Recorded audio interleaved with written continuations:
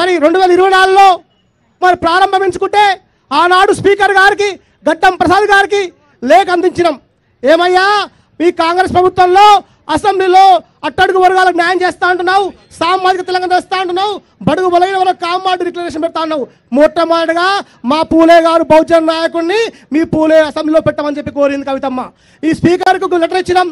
ఇక్కడ కుల సంఘాల నాయకులం, జాగృతి నాయకులు అందరం కూడా అడిగేసి మరి పయనించినాం. ఇప్పటి వరకు కూడా ప్రభుత్వం ఇంకా చర్యలు తీసుకోకపోవడం కూడా సిగ్గేస్తుంది, సిగ్గు అనిపిస్తుంది. కేవలం కూడా బడుగులని ఓట్ల ద్వారా వాడుకోవడం కోసం, రాజ్యాధికారం దూరం చేయడం కోసమే కాంగ్రెస్ ప్రభుత్వం ప్రయత్నం చేస్తుంది.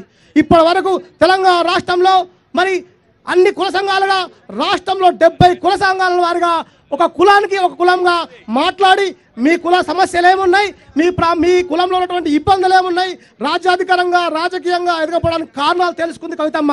అదేవిధంగా వివిధ జిల్లాల్లో తెలంగాణ రాష్ట్రంలో ఉన్నటువంటి ఉమ్మడి 10 జిల్లాల్లో కూడా మరి రౌండ్ టేబుల్ సమావేశం ఏర్పాటు చేసుకున్నాం.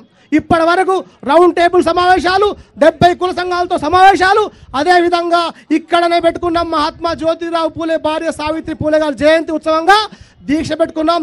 కామన్ డిక్లరేషన్ ఏమైంది? ఖబర్దార్ కాంగ్రెస్ నాయకులారా, ఇంకా కూడా నిమ్మకు నీరెత్తినట్టుగా స్థానిక సంస్థల్లో మాకు అవకాశం రావట్లే అని చెప్పి కూడా నిలదీసినాం. నిలదీస్తే ఏం చేశారయ్యా అంటే ఈయన వెంటనే ఎన్నడూ చెల్లించని ప్రభుత్వం, ఎన్నడూ మాట్లాడని ప్రభుత్వం కాంగ్రెస్ ప్రభుత్వం సావిత్రిబాయి జయంతి రోజు టీచర్స్ డేని ప్రకటించడం కూడా అది కల్వకుంట్ల కవితమ్మ గారి విజయంగా భావించాలి, జాగృతి యూపీఎఫ్గా విజయంగా భావించాలి. అదేవిధంగా ప్రభుత్వానికి కామన్ డిక్లరేషన్లో మరి మీరు కామన్ డిక్లరేషన్ పెడతా అన్నావు. మరి రాజకీయంగా, విద్యాపరంగా, ఉద్యోగపరంగా మరి బిల్లులు పెట్టకపోతే ఎవరో ఒక ఆయన మరి కేసులు వేస్తే మా బడుగు బలహీన వర్గాలం, అట్టడుగు వర్గాలం రాజ్యాధికారం దూరం అవుతాం అనే విషయాన్ని పసిగట్టిన కవితమ్మ ఎప్పటికప్పుడు సర్వే తప్పని చెప్పింది. డెడికేషన్ కమిషన్ ఏర్పాటు చేయమని చెప్పింది. డెడికేషన్ కమిషన్ రిపోర్టును కూడా కులంకుశంగా, నిర్దిష్టంగా, క్లియర్గా ప్రకటించినట్టు కవితమ్మ.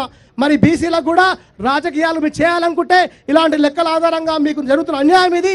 యూపీఎఫ్లో అదే ఏదైతే ఉన్నత విద్యలో జరుగుతున్నటువంటి 27% రిజర్వేషన్ మనకు కల్పించినప్పుడు కూడా కేవలం కూడా 8% కూడా మన అవకాశం హక్కులు రాకపోవడం కారణం కూడా పాలక లోపం ఉంది. కాబట్టి ఖచ్చితంగా విద్యాపరంగా, ఉద్యోగపరంగా, రాజకీయ పరంగా బిల్లులు వేరుండాలని చెప్పి కూడా మనందరిని కూడా సంఘటన చేసి బీసీల అడుగులకు మరి ఇలా కదలిక తెచ్చినటువంటి కవితమ్మని ప్రభుత్వం తొలగి ఖచ్చితంగా 3 బిల్లు పెడితే అది కవితమ్మ విజయం అనుకుంటారు. కాబట్టి 3 బిల్లు పెట్టకుండా 2 బిల్లు పెట్టింది. ఆ 2 బిల్లులో పెట్టాలనే అంశం కూడా తెలంగాణ రాష్ట్రంలో మొట్టమొదటి మాట్లాడిన మహానాయకురాలు ఎవరంటే అది శ్రీమతి శ్రీ కల్వకుంట్ల కవితమ్మ గారి. ఈ విజయం కూడా బీసీల విజయం, తెలంగాణ కవితమ్మ విజయం, జాగృతి విజయం, యూపీఎఫ్ విజయం. ఇవన్నీ విజయాలు చూస్తుంటే మరి వాస్తవాన్ని కూడా ఇప్పటికి కూడా చెప్తున్నా, పూలే గారి విగ్రహం పెట్టకపోతే మేము చెప్తున్నాం మీరు పెడతారా, మేము అసెంబ్లీకి మేము పడుగులం పోయి కవితమ్మ నాయకత్వంలో అసెంబ్లీలో పూలే విగ్రహం పెట్టుకోవాలని చెప్పి కూడా మీరు ఆలోచిస్తే ఖబర్దార్ కాంగ్రెస్ పార్టీ నాయకులారా, అసెంబ్లీలో పూలే విగ్రహం రావడం ఖాయం. అది కవితమ్మ దీక్ష ఫలితంగా రాబోయే రోజుల్లో కూడా ఖచ్చితంగా ఫలితం సాధించుకుంటాం. ఎందుకంటే పట్టు విడవని మహానాయకురాలు ఏదైతే అంబేద్కర్, బాబాసాహెబ్ అంబేద్కర్ గారి విగ్రహం ఏర్పాటు చేయమని చెప్పి ఆనాడు ఇక్కడ దీక్ష చేసింది. దీక్ష చేస్తే ఈనాడు కొంతమంది నాయకులు చెవాకులు పవాకులు మాట్లాడుతున్నారు.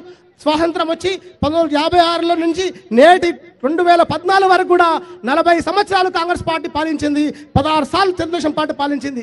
మరి ఏ ఒక్క నాయకుడు కూడా అసెంబ్లీలో ఉమ్మడి ఆంధ్రప్రదేశ్లో బాబాసాహెబ్ అంబేద్కర్ ఆశయాలు నెరవేరే విధంగా అసెంబ్లీ విగ్రహం ఉండాలనే ఆలోచన రాకపోవడం సిగ్గు అనిపిస్తుంది. అలాంటి నాయకుడు ఎవరని కాదు, నాయకత్వం బలపరిచి బడుగు బలమైన వర్గాల కోసం నాయకత్వం వచ్చే నాయకురాలుగా మనం గౌరవించుకోవాలి. అలాంటి నాయకురాలను మనం గౌరవించుకోకపోగా నువ్వు 10 సంవత్సరాల నుండి చేయలేదన్నట్టు మాట్లాడుతున్నావు. 40 సంవత్సరాలు పాలించింది నువ్వే కదా, 70 సంవత్సరాలు దేశంలో పాలించింది నువ్వే కదా. ఈనాడు మాట్లాడుతున్నావు కామన్ డిక్లరేషన్గా, ఈనాడు రాజ్యాంగం పట్టుకుని తిరుగుతున్నావు. ఎక్కడ న్యాయం ఉంది? ఇది దూడం జీగమంటున్నావు, బర్రెం ధనమంటున్నావు. కవితమ్మ అనేది లేకపోతే, బీసీల పట్ల నాయకత్వం వహించే శక్తి లేకపోతే ఇప్పుడు మీరు కూడా కనుమరుగయ్యే అవకాశం ఉండే బీసీ బిల్లు కూడా ఈరోజు సాధించుకున్నామంటే అది కవితమ్మ విజయంగా భావించాలి. అదేవిధంగా మరి అందరూ అంటున్నారు ఇవాళ చాలా పెద్ద మోసం జరగబోతున్నది.